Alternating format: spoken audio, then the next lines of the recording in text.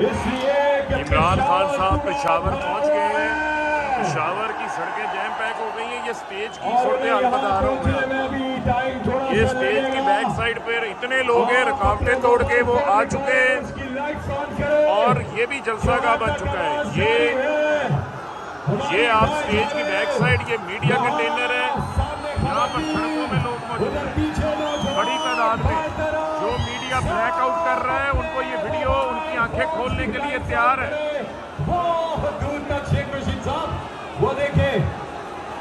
یہ اب اصل جلسہ گاہ کی طرف آئیں.